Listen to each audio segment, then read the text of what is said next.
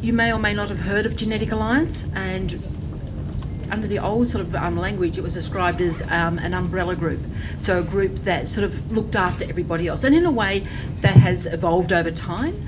Groups have become independent, and we have now an interest in overlying areas, so some of the big picture issues.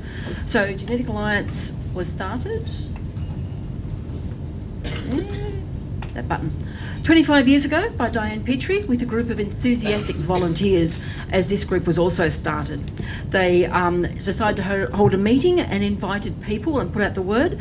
And so at the end of the 80s this was, and they expected 50 people, and they got 200 people to come to Parramatta. So they were in the early days rodeoing newsletters and working from the kitchen table. But Genetic Alliance has now grown, and we have now a database. I'm going to have to speak to some of this. And we have nearly 500 people on our newsletter list, which is direct and emails, and we have contact with over 100 organisations. So there might be small organisations, not-for-profits, government, and support groups. We have some staff, myself, I'm also part-time, Jenny, our program manager, a telehealth nurse, which we've recently employed, and a volunteer who is a Masters of Genetic Counselling student. So today, we do a number of things. We host team leader meetings 4 times a year.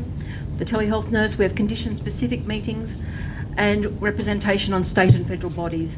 We have an annual event at Parliament House, that was 2 weeks ago, and today we're having another event at Westmead on Wednesday the 30th of October. So if anybody would like to come and hear something different, please do.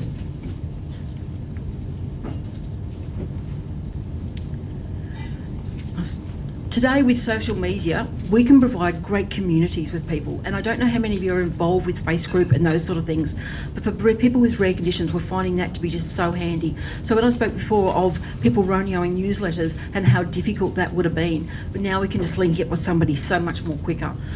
We field phone calls from people saying, you know, can you help me with this condition? Do you know information? Do you know somebody else who has been diagnosed? And there is such value, as you've all known from today and previous meetings, in meeting with somebody else, sharing those conditions and your experiences and knowing where you're at. So one of the calls I had was from somebody, and they were looking for somebody else, you know, anybody. And I found a Facebook page, and there was 4 people. And she said, yes, that's my Facebook page. So rare conditions are really hard. Add into Australian distances and trying to connect with people, it can be really tricky.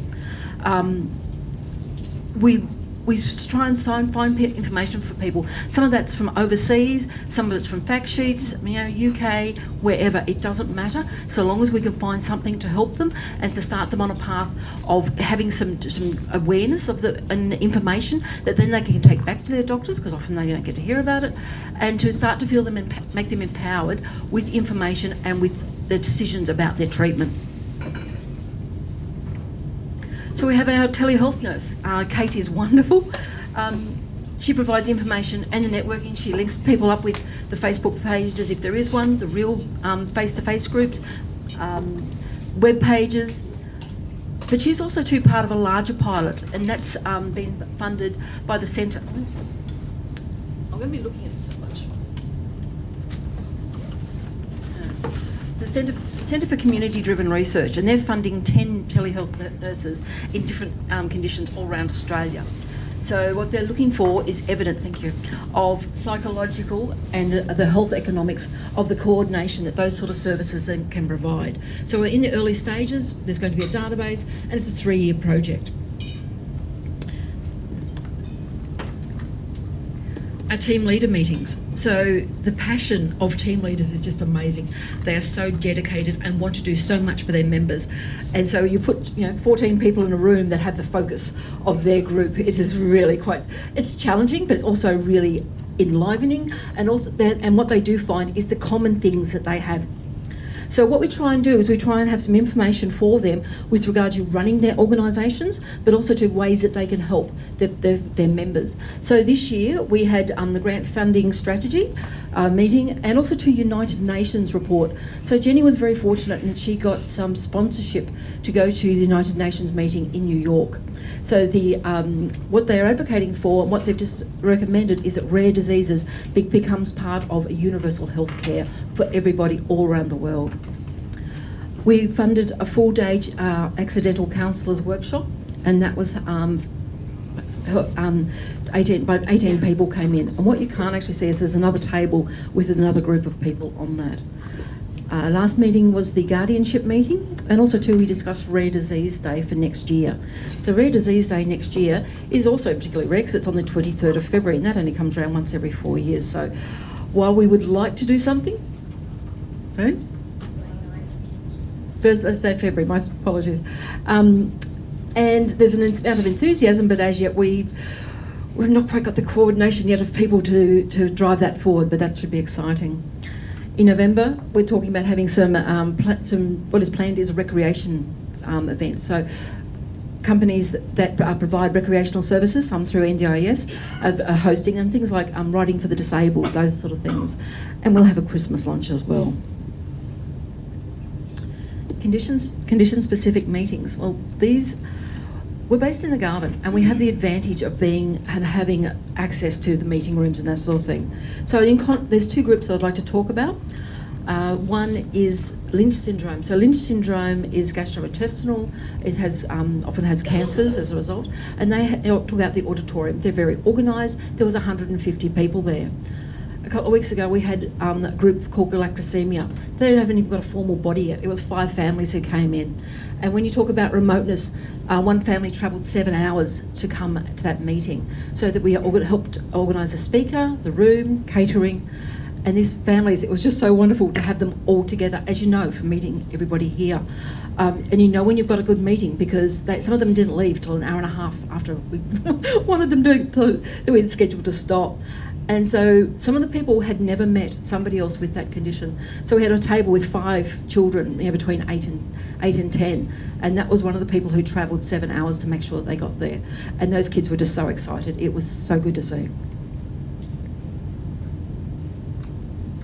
So Genetic Disorders Awareness Week, this is at Parliament House. This is our annual event, and we try and showcase stories of exceptional merit, personal stories, and the guest lists include families, support group leaders, genetic counsellors, the genetic counselling students, their teachers, genetic educators from Department of Health, politicians, we try and get them in the door as well, and as many others as we possibly can. So I'm going to put a little call to Sanofi for a thank you for their funding for that event. It's been very gratefully received, and that is an annual thing. So next year, if you get an invitation in the mail, you may wish to come along. This year, I focused on change, so genetics and the changing dynamics. And what I spoke about was that the title should have had the word consumers in there. Consumers is a buzzword within health. Nobody likes the word, but we haven't been able to find a replacement for that. So the speakers were the Centre for Community-Driven Research, so a big picture one. We had a health advocate, Layla, and she spoke about her personal experience and how she thought with her father's condition she was navigating the system well, but now in hindsight she realises that she wasn't. We also had 2 support group leaders of organisations, they're founding members. One was a founding member. So Natalie and Megan Donnell. So for those people, they both have children with a fatal condition. Their genetic condition is terminal, and that is particularly challenging. Natalie spoke about how that was going to either define her or defeat her, and she was going to choose it was going to define her.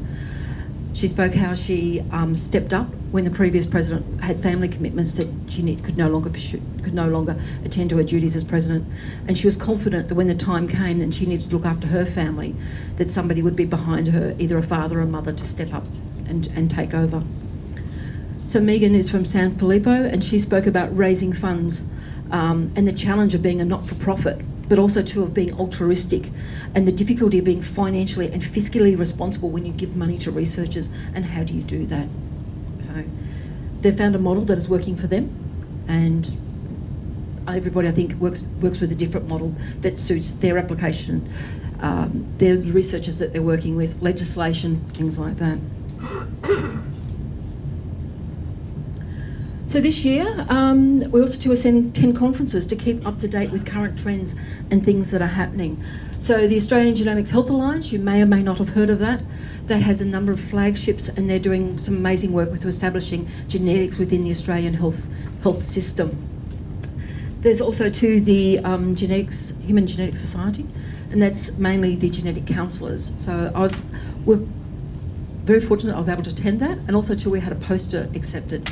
And I'd like to talk a little bit about that poster because it was on a family, and 30 years ago they'd received a diagnosis, and that was a visual diagnosis because there was very limited genetics. Come forward, and they've now had a genetics diagnosis, and it's not the condition that they thought it was. So the challenge for them was that they had been very involved in an association, in a body. They had helped form, committees and run meetings, and their children also too. Their unaffected children had connected with other children, other siblings from other families, and they felt that they were suddenly out of that loop. They weren't part of that community anymore. And there's a new term that's been used, and that's a biocitizen, and that really explained the change in diagnosis, the change in identity that produced. That feeling of belonging was no longer there. So a biocitizen is somebody who shares a common experience. They have common values about their treatments and what they expect. They've got a view on the rights to treatment and their preferences, the timeliness and the costs that they're expecting.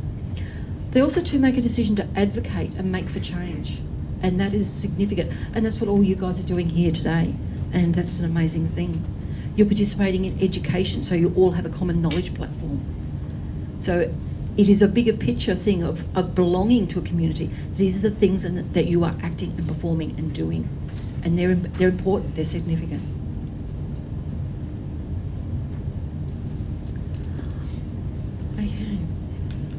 Representation on state and federal boards is nowhere near as interesting, I don't think, but the Department of Health, thank you, runs very slowly.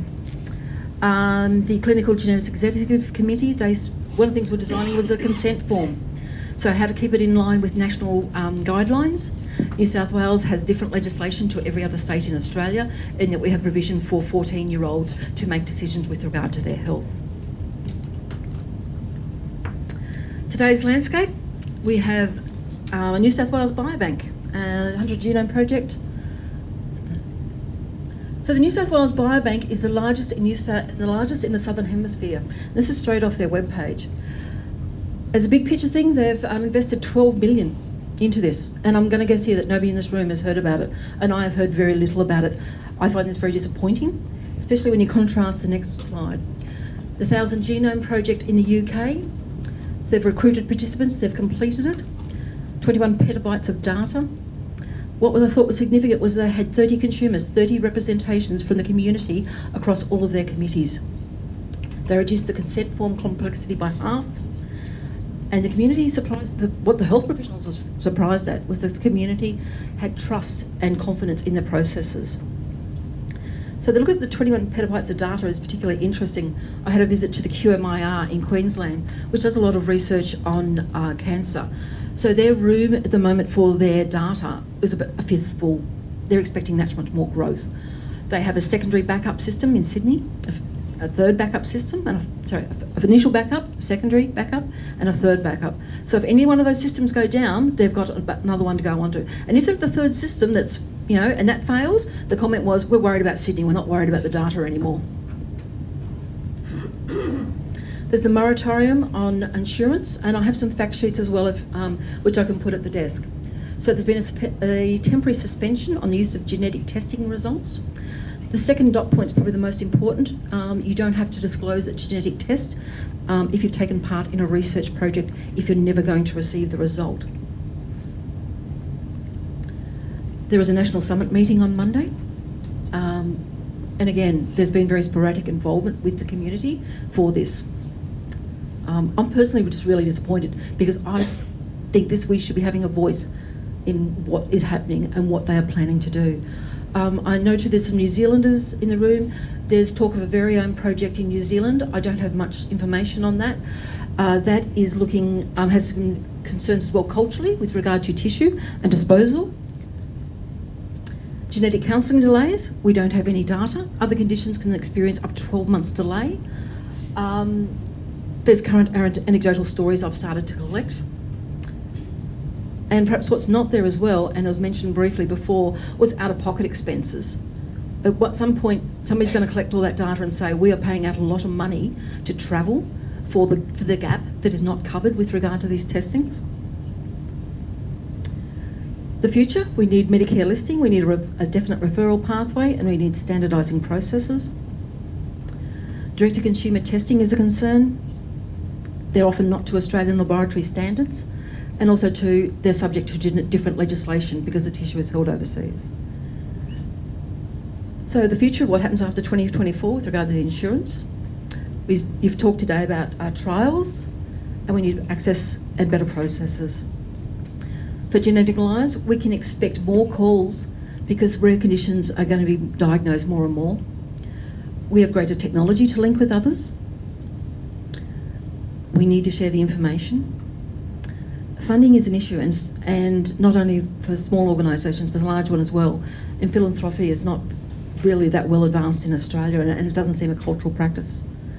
And underlying all of this is the ethics, legal and moral implications of what this testing is going to mean to our future, to our children's future, and to our children's children. Thank you.